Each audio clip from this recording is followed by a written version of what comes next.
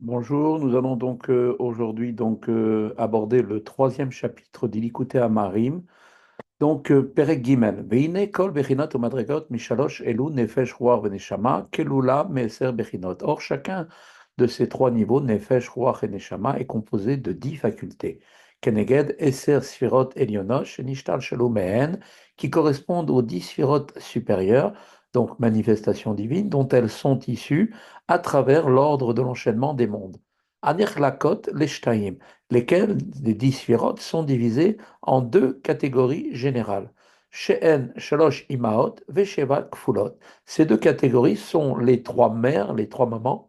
Trois de ces sphirotes sont appelées les mères car elles sont la source des sept autres sphirotes et les sept doubles, les sept attributs divins appelés doubles car chaque attribut émotionnel se manifeste sous deux aspects comme il sera expliqué par la suite. Pirouche, Chorma, Bina, Vedaat, Ve, Shivat, Yeme, Abinyan, Chesed, Gvura, Tiferet, Roulé. Chorma, la sagesse, Bina, la compréhension, Da'at, la connaissance, sont les trois sphirotes appelées les mères, les mamans. Et les sept doubles sont les attributs émotionnels appelés les 7 jours de la création. Chesed, la bonté, Gvura, la sévérité, et Tiferet, la bonté, etc. Les quatre autres sont, pour information, Netzar, la victoire, Od, la splendeur, Yesod, le fondement, et Malchut, la royauté. Ces sept attributs sont appelés les 7 jours de la création, car c'est par leur intermédiaire que Dieu créa le monde. Chaque jour de la création se manifesta donc un attribut divin particulier. Le premier jour, c'était Chesed, qui fut prédominant. Le second, c'était Gvura, et ainsi de suite.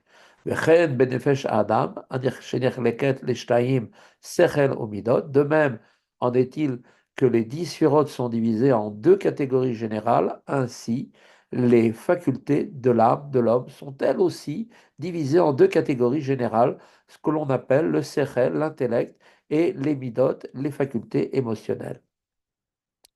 On va maintenant expliquer plus en profondeur. Sechel kolel chochma bina vedaat ve'amidot en avat Hashem upachado ve'irato ve'lifaharo chule.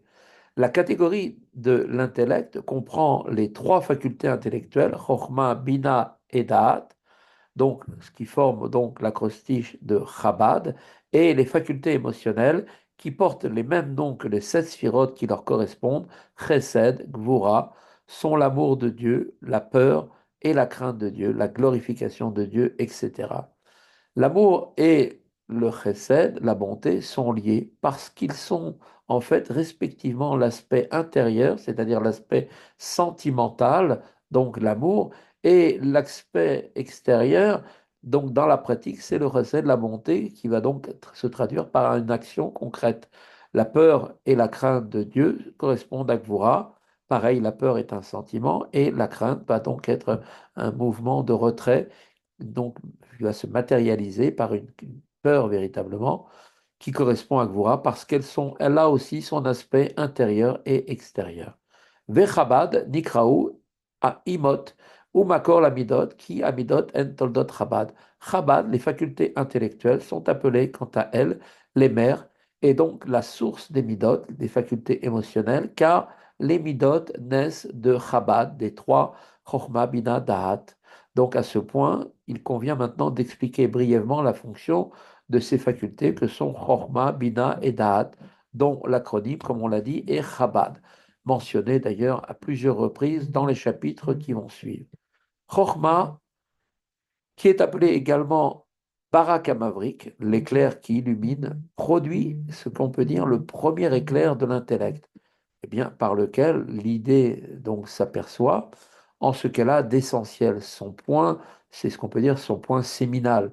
La construction interne, elle est en même temps le contenu détaillé de cette idée. Cependant, se tiennent encore comme en réserve et effectivement, le contenu détaillé n'apparaissent pas dans leur transparence. La Racidote utilise d'ailleurs l'image d'un point qui comporte en lui une longueur et une largeur sans que celles-ci apparaissent à l'évidence.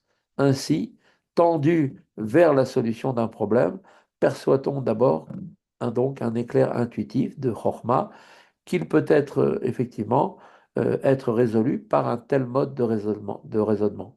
À cet instant, les détails de la solution effective sont encore ignorés. Pourtant, on sait déjà, si on peut dire d'ores et déjà, que le principe en est déjà découvert. La faculté de Bina, elle, est la compréhension. Alors elle entre en jeu à ce moment-là par le truchement d'une profonde réflexion. Et bien là, par Bina, l'idée s'éclaircit, ses détails apparaissent et se cristallisent jusqu'à ce qu'elles deviennent parfaitement claires, pour reprendre d'ailleurs la terminologie de la Chassidoute, dans toute sa largeur et sa longueur. Aussi, nos Chachamim décrivent-ils la fonction de Bina par l'expression Mevin davar mitor davar, comprendre ou déduire une chose à partir d'une autre chose, c'est-à-dire qu'elle a cette fonctionnalité que de ce qui était auparavant condensé dans l'éclair intuitif de Chorma est maintenant pleinement révélé et parfaitement compris grâce à Bina. Après que l'idée a été ainsi comprise dans tous ses détails et dans toutes ses ramifications, elle peut être l'objet d'une profonde méditation. Et celui qui médite en vient alors en quelque sorte à faire corps véritablement avec l'idée elle-même, au point de dépasser le stade de la seule compréhension pour être véritablement ressenti dans son corps. C'est au terme d'un tel processus qu'on peut être effectivement sensible à une idée, par exemple la compréhension de la valeur de tel ou tel objet, donc va éveiller forcément un sentiment d'amour à son égard. Si au contraire, c'est son caractère nocif qui est compris, eh bien, comme du poison, eh bien, c'est un sentiment de crainte qui va en résulter. Cette faculté de se pénétrer d'un concept jusqu'à en éprouver une émotion véritable est appelée donc da'at, la connaissance. Ce terme se rapporte étymologiquement à l'expression du verset et Adam connu Chava, et Adam connu Ève, ou bien là-bas le verbe est connaître veut en fait dénoter la dimension d'attachement, d'union entre un homme et une femme au niveau d'une relation donc maritale. On peut à présent reprendre maintenant l'étude du texte. Le Hadmor Azaken nous dit très clairement, Biur ha'inyan ki ine asechel shebenefesh hamaskelet, shehu hamaskil kol davar.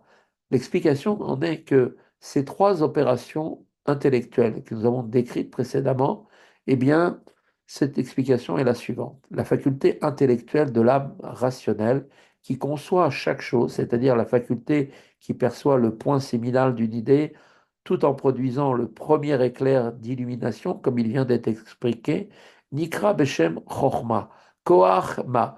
Eh bien, cet éclair est appelé Chochma, le terme qui est composé lui-même de deux mots.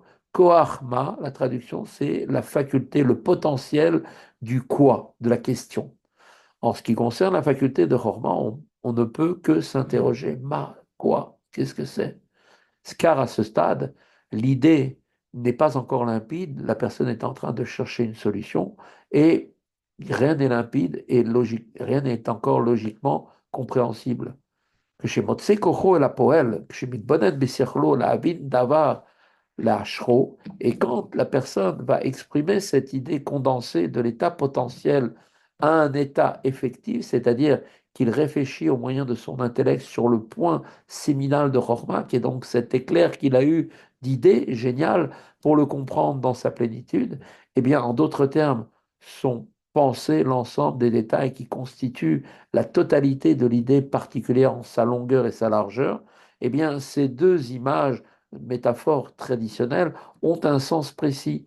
La longueur fait référence à l'étendue d'une idée. Lorsque, par exemple, un concept profond est amené à un niveau où il est beaucoup plus facile, beaucoup plus aisé pour être compris, comme par exemple au moyen d'une parabole, on va donner une image, on dit qu'il a été étendu. Il est ainsi devenu beaucoup plus intelligible pour des personnes qui sont un peu qui auraient pu avoir une certaine difficulté de compréhension. Cela est beaucoup plus facile à comprendre pour celui dont l'esprit est moins agile. Une seconde parabole expliquant la première pourrait être aussi nécessaire. Le concept sera alors davantage étendu. Ainsi, disait-on du roi Shlomo Ameler, qu'il donna sur chacune de ses pensées 3000 paraboles. La sagesse du roi Salomon était tellement subtile qu'il pouvait donner 3000 paraboles pour expliquer une seule de ses pensées. Une parabole pour expliquer le concept lui-même, une seconde parabole pour expliquer la première, et ainsi de suite pour en arriver à 3000 paraboles. Exemple qui illustre effectivement la longueur d'une idée. Il était capable de se faire comprendre par tout le peuple, il y a sans exception. La largeur d'une idée, elle, signifie quant à elle la multitude des détails qui la composent, ainsi que ses ramifications et ses corollaires. Par exemple, la logique qui sous-tend une règle halachique concernant les lois de cacheroute peut aussi également trouver une application dans les lois relatives aux litiges financiers.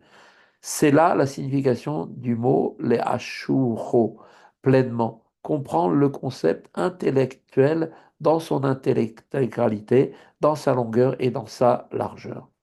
Ensuite, nous dit le Admorazaken, les omko. Ainsi, quand un homme va méditer sur une idée dans sa plénitude et les amko dans sa profondeur, mito eizo davar chorma muskal bisechlo, à partir du concept qu'il a conçu en son intellect, en d'autres termes, lorsqu'il comprend de façon détaillée ce qui n'était avant sa réflexion qu'un point imprécis de chorma, nikra bina, et bien là, cela est appelé bina. Bina, donc, effectivement, est la faculté qui analyse les détails de chaque concept et le comprend pleinement. Et non seulement il le comprend pleinement, mais aussi en profondeur. Ve'en em avahem amolidot avat Hashem be'irato pachado. Et la chorma et la bina sont le père et la mère, chorma le père, bina la mère, qui engendrent l'amour pour Dieu ainsi que la crainte, yira, et la peur, pachad, à son égard. Qui a sechel shebenefes amaskelet, que shemitbonen ma'amik me'od begdulat Hashem, car lorsque l'intellect de l'âme rationnelle médite et réfléchit très profondément sur la grandeur de Dieu, er ou memale kol almim, en réfléchissant comment Dieu emplit tous les mondes, c'est-à-dire comment Dieu anime l'ensemble de la création avec une lumière, une force vitale immanente, tout comme l'âme pénètre et donne vie à chaque membre du corps, et d'une force vitale divine qui emplit donc effectivement chaque créature et s'unit avec elle, s'adaptant à son être particulier. Vesovev kolalmim, et comment Dieu enveloppe aussi tous les mondes par une autre lumière, il s'agit effectivement également, il agit Dieu aussi sur les mondes par une lumière, une force vitale divine trop élevée pour être reçue intérieurement. Et c'est pour ça elle enveloppe les mondes. Cette lumière transcende, exerce donc elle aussi une influence sans pour autant être ressentie.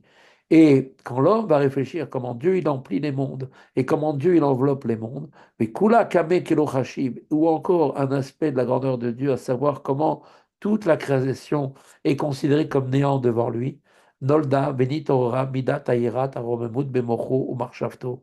Alors quand il médite et réfléchit profondément sur l'un de ces aspects de la grandeur de Dieu, la crainte à l'égard de la majesté divine naît et est éveillée dans son cerveau et sa pensée.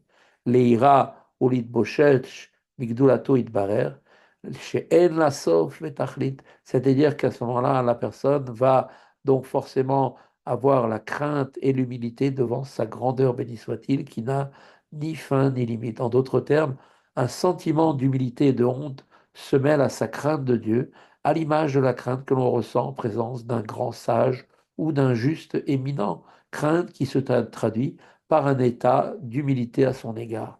Ou parad Hashem belibo, et une peur de Dieu est engendrée en son cœur. Ainsi, la méditation sur la grandeur de Dieu éveille la crainte et la peur à son égard, une manifestation donc là de l'attribut de Gvura. Veshuv yitlahev libo be'ava aza, kirash pe'esh, bechashika, bechapitza, bechuka, benefesh, shokeka.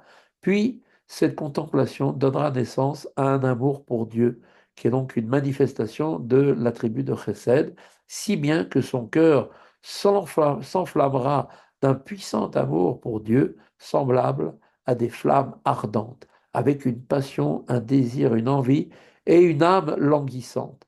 Les Gdulat Ensof Baruchu, chacune de ces expressions, donc flamme ardente, passion, dénote en fait un niveau d'amour différent pour la grandeur de Dieu, béni soit-il.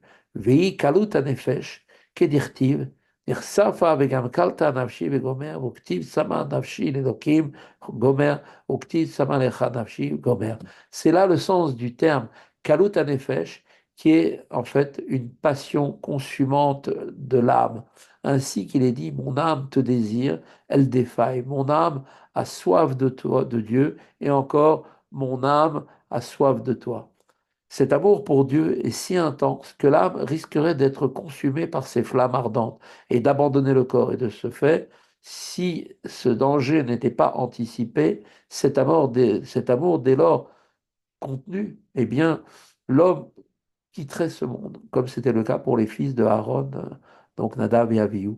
Mais la finalité, c'est que l'homme va freiner son aspiration pour que son âme reste vêtue de son enveloppe corporelle, car c'est ici l'unique possibilité pour lui d'accomplir sa mission divine qui lui incombe.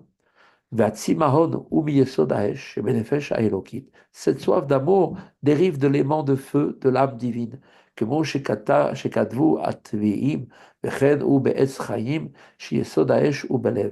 En effet, comme l'ont écrit les naturalistes, ils l'expliquent, et c'est également ce qui est écrit d'ailleurs dans les Etz Chaim, l'élément de feu se trouve dans le cœur. Ou makor hamayim balichut ba'amoar, tandis que la source de l'élément d'eau et d'humidité se situe dans le cerveau. כמו שכתוב בעץ חיים שער נון, שהיא בחינת חוכמה שנקראת מים שבנפש אלוקית. Et comme il est expliqué dans le Etz Chaim à la porte 50, la source de l'élément d'eau est le niveau de Chokhmah qui est appelé l'eau de l'âme divine. Parce que le cœur est le siège des sentiments, la chaleur. On dit qu'il est la demeure de l'élément de feu. À l'opposé, le cerveau, siège de l'intellect, froid, de la sérénité et de l'intelligence mesurée, eh bien, est lui la source de l'élément d'eau. Il en est de même de l'intellect et des sentiments de l'âme divine. L'ardeur et la passion de l'amour éprouvé envers Dieu s'expriment dans le cœur. Cette passion est si intense que l'âme désire quitter le corps, c'est-à-dire kalut hanefesh, sortir du corps. Toutefois, le cerveau demeure froid. Son aptitude à apprécier calmement une situation lui permet de comprendre que Dieu a pour volonté que l'âme demeure vêtue du corps afin d'accomplir la Torah et les commandements. Cette prise de conscience va donc refroidir et va apaiser l'ardeur du cœur et empêcher l'âme de se consumer dans ce qu'on appelle le kalut hanefesh. Rabbi Shlomo Zalman nous a maintenant décrit le processus d'éveil des deux midotes principales, l'amour et la crainte de Dieu, à partir de l'intellect. Maintenant, la question qu'on peut se poser, c'est qu'en est-il des autres? Eh bien, voilà la réponse. Ushar amidot kulan en anfe yira ve'ava ve'toldotehen kemo shekatuv b'makom acher. Les cinq autres midotes sont toutes des branches et des dérivés de la crainte et de l'amour. Donc elles naissent donc elles aussi de Chokhmah et Bina, comme il est expliqué par ailleurs. Ce qui a été dit jusqu'à présent explique pourquoi Chokhmah et Bina sont appelés le père et la mère des Midot. Car c'est au moyen de la réflexion de Chokhmah et Bina que naissent les Midot, les sentiments. Tout comme la goutte de semence qui procède du cerveau du père renferme de façon comprimée et dissimulée tous les membres du corps de l'enfant. Le point séminal d'une idée comprend de manière voilée tous les détails de cette idée. Et donc, à l'image de la mère qui, à partir de leur état d'abord dissimulé, va révéler les membres de l'enfant et les amène à un état d'achèvement, ainsi, Bina, la sphira, révèle, étend et élucide le concept dans tous ses détails. Mais maintenant, quelle est dans ces conditions la fonction de Da'at, pourrait-on se poser comme question? Qui est en fait la troisième faculté intellectuelle. Da'at, elle aussi, eh bien, comme il a été expliqué, elle est aussi une mère et donc une source, la source des midotes. Comment participe-t-elle maintenant au processus de leur naissance? C'est ce que nous allons maintenant expliquer dans l'étude qui suit. Vedahat nous dit Admorazaken, le Dahat, ou Milachon, Ve'adam Yada et Chava. C'est dans le Dahat, la connaissance, dont l'étymologie peut être trouvée dans le verset, et Adam connu Chava. Adam connu Ève. Ve'u Lachon, Itkashrut, Ve'itchabrut. Et elle dénote en fait l'attachement et l'union, c'est-à-dire quand ils se sont donc attachés l'un à l'autre et qu'ils ont eu une relation maritale et qu'ils ont donné naissance à un enfant. Donc, c'est effectivement la dimension de Da'at. On utilise là-bas le terme Da'at, qui veut dire donc effectivement connu.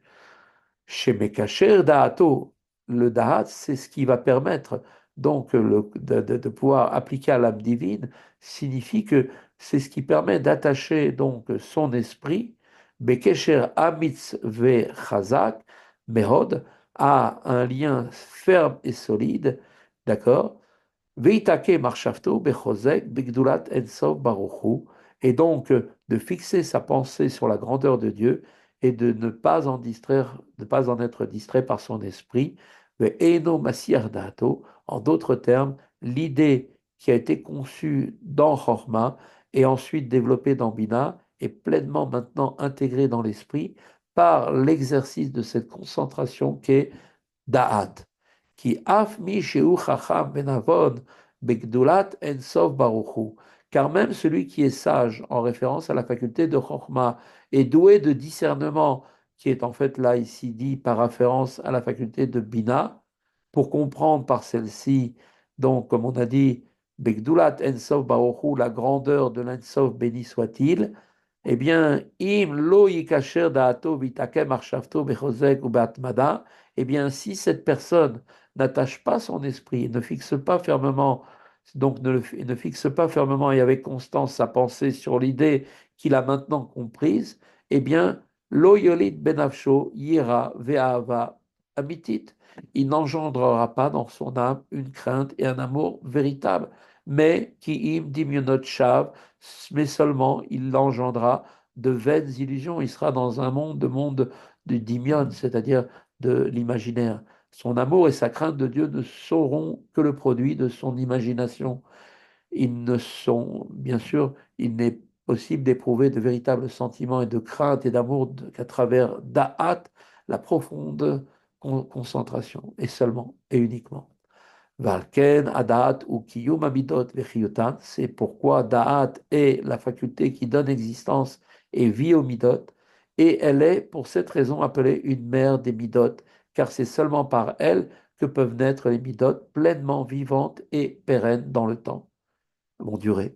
Ve'u kolel chesed ou gvura, pirouche ava benfea, veira benfea. Et donc, effectivement, Da'at, et donc ce qui permet l'existence et donne vie aux midot, et comprend chesed et gvura, c'est-à-dire l'amour et les midot qui sont ses dérivés, ainsi que la crainte et les midot qui sont ses dérivés.